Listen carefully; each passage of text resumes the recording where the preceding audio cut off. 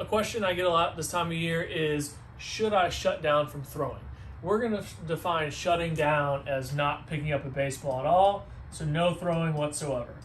A lot of people think that because they don't have a span of 6 to 8 weeks between games, it's a really good time to give their arm a rest and take a break from throwing, or maybe just throw once or twice a week.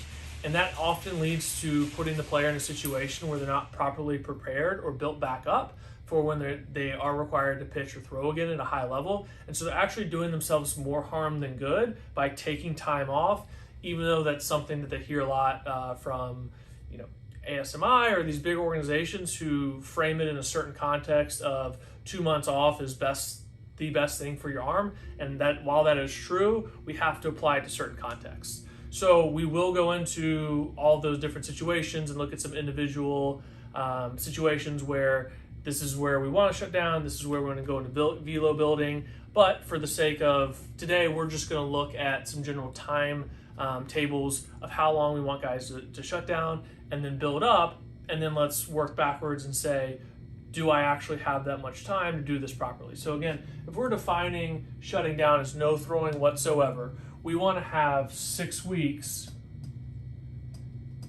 to build back up. So from the time that they finish the shutdown period, they pick up a baseball on day one, they go through to a return to pitching program. At the end of the 6 weeks, they should be ready to throw about 100%.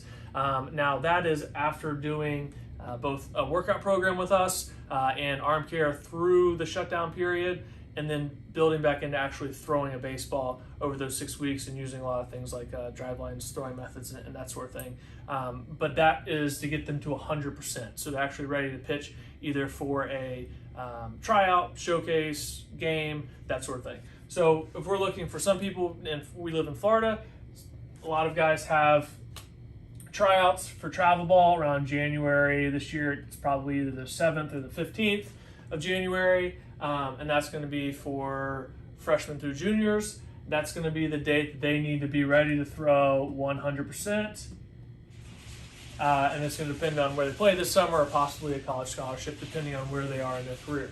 If they're a senior, then maybe February 1st is the first game for them, or first scrimmage or exhibition game. So they're going to need to throw 100% by February 1st.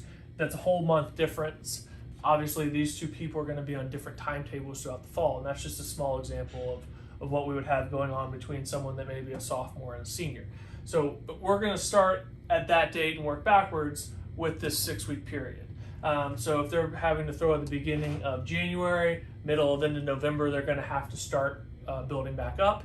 And then from that date, ideally, with going off that 2 months, we want 2 months of shutdown.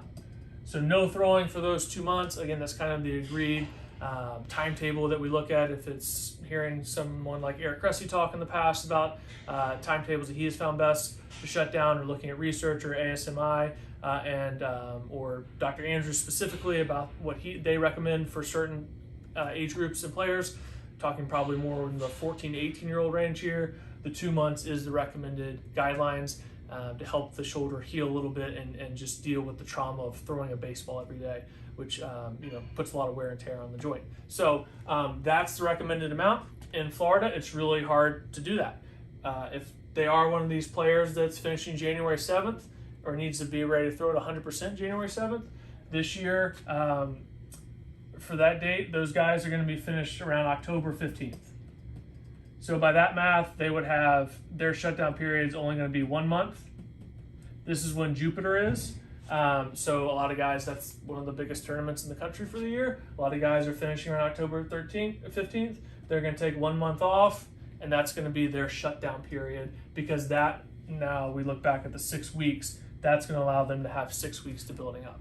If you start cutting into this 6 weeks, it puts you at a strain to get ready at 100% and really puts you behind the 8 ball to build up properly, in my opinion. So that's the gold number that we look at, and that's where we start to say, okay, I have some time off, should I shut down? It's not an automatic thing. A lot of guys play so much that as soon as they don't have games, they want to shut down throwing, but they don't give themselves enough time between their last game in the fall and their first game or the first high intensity throwing session in the spring to do a proper shutdown. So what I want you to get from all this is just because you don't have games, it doesn't mean it's a great idea to shut down. We'll get into some more of the nuances in some other videos later, but make sure that you have this 6 weeks to build back up if you want to do any type of extended shutdown period.